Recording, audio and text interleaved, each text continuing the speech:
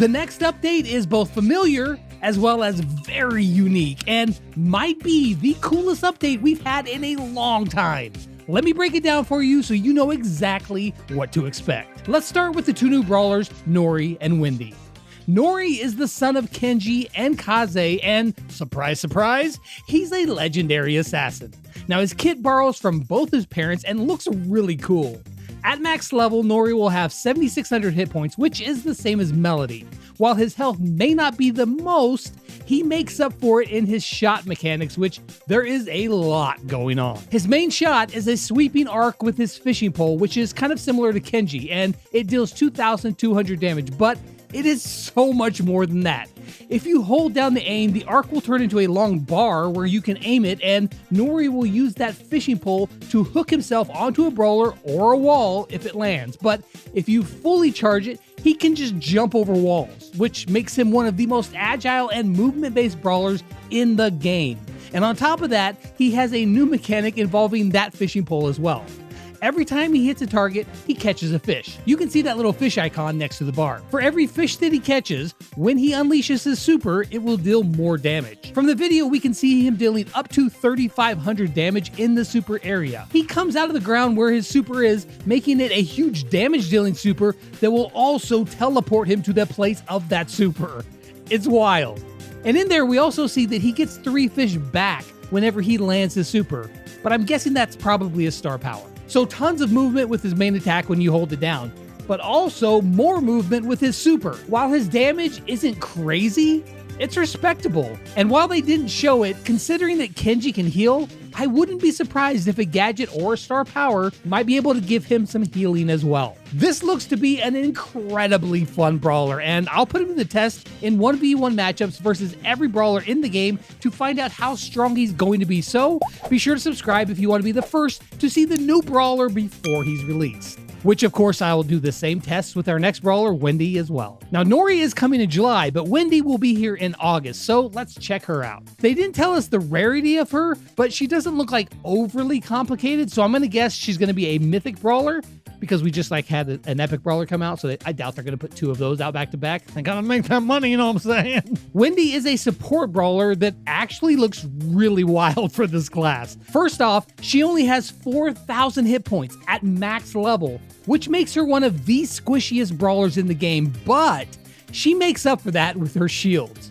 It looks like she will always have a shield up by default, and it's 4,000, and it doesn't look like it has a decay either. Not only does it not decay, but it seems like it recharges every time she hits a brawler or even the high safe. Not sure if this is a star power or a base mechanic, but it's going to make a huge difference that effectively doubles her health. For her main attack, it is a long range and very wide shot that will either damage an enemy for 2,000 hit points, or if you shoot a teammate, it will give them a 2,000 hit point shield.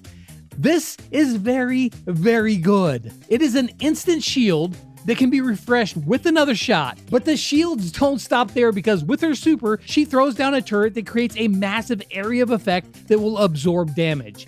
How it works is that when you're in the shield area, it looks like the shield takes 75% of the incoming damage, and you take 25% of that.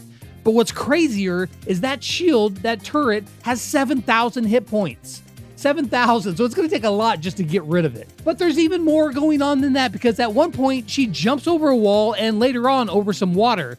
So I'm guessing that's probably going to be a gadget, but also she floats on a little hovercraft kind of thing, which I'm going to guess means that she can float over water, which I don't know why they jumped over water that one time, but I'm sure she can float over water. Bottom line is that Wendy looks like a very versatile and strong for a support brawler. We'll put her to the test. Now, as cool as both of those brawlers are, there is something equally as unique coming in this next update called the Ramen Rebellion. This is a new event that is going to stretch over the next couple of months. It's almost like 2 events, but they work together. It pulls in elements of the Upside Down Showdown that we saw with Stranger Things, but it adds on to that, and I am actually really excited to play this, but I also have some concerns. First, let me tell you all about it though. In essence, it's a formula that we've seen before where you get a drop, you unlock power-ups, and then you'll use those in games. However, it's a bit different. You'll get these nano powers from the nano noodles that you unlock. Now, there are 3 powers that each brawler gets. However, when you load into a match, you get presented with the option of picking one of these powers.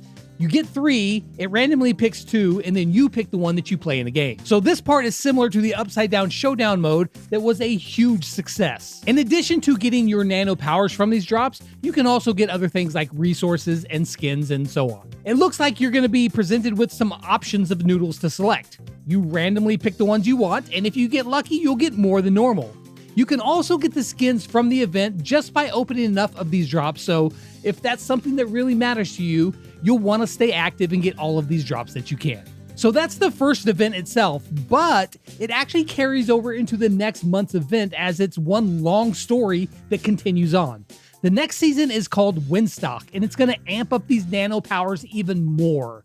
Again, you'll need to collect a new drop that is a smoothie to unlock them, as well as have a chance to get those new skins. However, the big change comes in when you load into a game.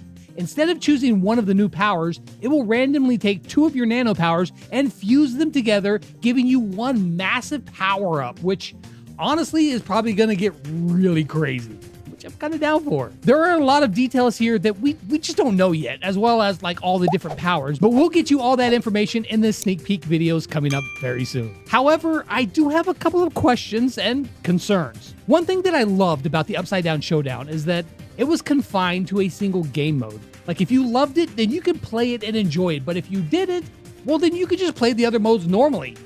Other modifiers that we've seen lately, or for a long time, they take over like half of the entire game, and you get really restricted on what you can play if you don't want to play the new power-ups. Hopefully, they've toned down this and give the people options to play normally if they don't want to play with the power-ups. And also, I'm guessing that the second part of the season, like if you didn't unlock all the nano powers from the first part of the season, the first month, that they're automatically going to give them to you for the second half of the season, the second month. Because if not, you're going to have a big, long way to catch up. So people will be getting fusions and you won't even have the nano drops. Think of like a new player coming in and be like, well, I don't even have any of this stuff. Hopefully they'll have all of the stuff. They'll catch you up on it really quickly. But regardless, I really like the concept of this event and I hope it plays out well for it. And I think it will. And honestly, I'm really excited for it. However, the new game modes don't stop there because there are more coming. And one of them sounds really, really cool. But first, let me tell you about the new Buffies because I am legitimately terrified of these new Buffies. Once again, we're getting 2 trios that are getting Buffies. The Arcade Trio with Brock, 8-Bit, and Rico, and the Superhero Trio with Surge, Meg, and Max. First up, let's take a look at the Arcade Trio and Brock. Brock's Super is getting a slight rework so that while you shoot your super and you move, your super will follow your movement path, which is going to make it much harder to avoid. For his gadgets, Rocket Laces is now aimable so that you can control where you're jumping better, as well as dealing that 1000 damage to brawlers near you when you take off. But when you get it buffied, it will also give you a speed boost when it damages an enemy upon using it. His rocket fuel gadget stays the same, but when buffied, that oversized rocket will split into smaller rockets that deal less damage. Both star powers are staying the same, but again, they're getting buffies. For his more rocket star power, when buffied, he will get a speed boost when channeling his super. But the crazy one is rocket number 4. If you have this star power Buffy, every few seconds, his next attack will gain extra range. And extra range is a massive advantage in game. His Hypercharge Buffy is insane as well, as during the Hypercharge, his main attack will fire 3 rockets. And while the smaller rockets look like they deal less damage than the main one, it's still an absurd amount of burst damage that he's going to be able to do. Rico is seeing some big changes along with his Buffies as well. His multi-ball launcher gadget is now totally different. You can aim and throw this gadget down, and when destroyed, it launches balls in all different directions. When buffied, it acts like Griff's piggy bank, where you can fire shots at it and it'll store up more balls, and then when you destroy it, it unleashes even more. Now this is an interesting one that could be used as like a little mini shield, but you're also losing that instant burst damage that comes from his gadget as it is right now. His healing gadget is being totally changed. Now it will fire a large gumball that when it hits a target or a wall, it will break into 3 balls. And if you have the Buffy, that main shot from the gadget as well as the smaller balls will slow enemies. His super bouncy star power is staying the same, but now with the Buffy, if you hit an enemy after it bounces, it will also give you extra charge to your super. Robo Retreat is getting even more annoying, as when it's buffied, it will make him go from super fast with low health to crazy fast with a 60% movement speed increase when under 10% health. It's going to be risky to play that way, but you could be the fastest brawler on the map until a feather hits you and kills you. His Hypercharge Buffy is going to be nuts, because not only do you fire off more projectiles, it looks like 2 extra balls in there, but also the speed of the projectiles is increasing as well. Rico is going to be scary, but not as crazy as 8-Bit, because this next one is off the wall bat crazy. For his cheat cartridge gadget, it's not changing, but with a Buffy, it will completely heal up his turret whenever he teleports back, as well as give him a bit of healing as well. His extra credits gadget is getting reworked. This gadget can now be used during his main attack and is aimable. Yeah, just try to live through that. Or you can just sit there and watch your safe completely melt. But wait, there's more, because with a Buffy, these projectiles steal Jesse's homework and can bounce to nearby enemies. Like, I can't. It's absolutely wild. Neither of his star powers are being reworked, but they are getting buffies. For his boosted booster star power, he's now copying Pierce, and it will drop ammo clips on the ground, which you or your team can pick up and reload ammo. Like, what? His plugged-in star power staying the same, but with a Buffy, your teammates also get a speed boost when that area of effect, which is freaking OP. Let me remind you, this turret does not decay like everybody else's speed area gadgets. And on top of that, if you're using the teleport gadget, you can just re-heal it back up to full again. Everybody's gonna be fast all the time. Like, what were they smoking when they cooked this up? But then, the piece de resistance is his Hypercharge Buffy. With this Hypercharge Buffy, it gives him unlimited ammo, and he can fire again at will, interrupting his current shot with a new one. 8-Bit is going to be cracked. He's going to be cracked. But okay, all right. Surely the next Buffies aren't going to be as powerful, right? Right? Well, Meg is up first, and her super is getting a slight rework, or more so like a buff. When you go into your mech form from little form, it will deal a whopping 3,000 damage to anybody nearby. You don't want to be near that. Both of her gadgets are getting reworked as well. Her first gadget now heals not only you, but also nearby teammates as well. And if you have a Buffy, that time of healing even lasts longer. Her other gadget, Toolbox, is getting totally changed, and it's kind of strange. When pressed, it will eject Meg from her mecha, causing her mecha to dash forward, dealing damage to anyone it hits. And if buffied, it will also leave a trail of fire, which deals even more damage. What's strange about it is that you would almost never choose to be in your little form rather than your big mech form, and this gadget puts you in that small form. I can see using this if you know you're about to be knocked out of your mech anyway, so you might as well get some extra damage in there, or like maybe as one last defensive move. I don't know, maybe I'm missing something? But it does look cool. Her first star power, Force Field, where she gets a shield after being knocked out, is staying the same. However, with a Buffy, she will get a speed boost along with the shield. Her second star power is getting a rework though. With this now, whenever you hit an enemy with your super swipe in mech form, you will gain 1,200 healing for each enemy hit. And if buffied, it will also steal an ammo from every enemy brawler that it hits as well. And finally, her Hypercharge Buffy is pretty wild. While hypercharged and in her mecha, her main shot will cause explosions at the end. But if you're in her small form and you use her hypercharge, it'll fire 3 shots instead of 2, as well as they home in on enemies, so you can't even hardly miss. I don't know when you would want to use a hyper when you're in small form, but I guess maybe to get back in your big form quicker, that could be a thing. But what about the other superheroes? Well, they got some wild ones. These next 2 are probably the best ones. Max is getting some really cool ones to make her even a better support brawler. Her phase shifter gadget is now aimable, but if you have a Buffy, you can phase shift 2 times in quick succession. Sneaky Sneakers is now getting a light rework where you can now use the gadget and then recall yourself whenever you want by pressing that gadget again, or you can just wait for the full duration before blinking back.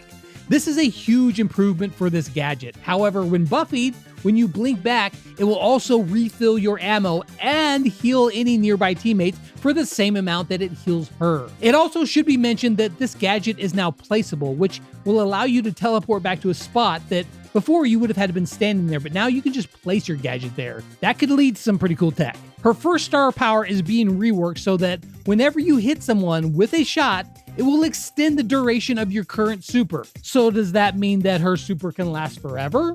Assuming she's got targets to hit?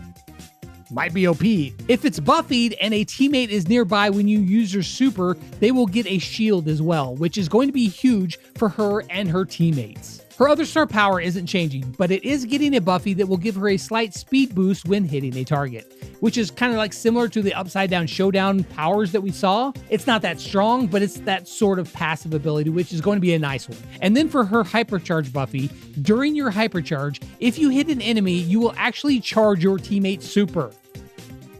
You're going to charge your teammate's super just for landing shots.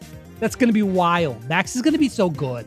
Max is going to be really good. And then finally, the absolutely most wild one of the bunch is the Party Bot Surge, who is seeing multiple reworks. His first gadget is being changed so that while active, it will increase his super charge rate. And if buffied, it will also increase his reload speed.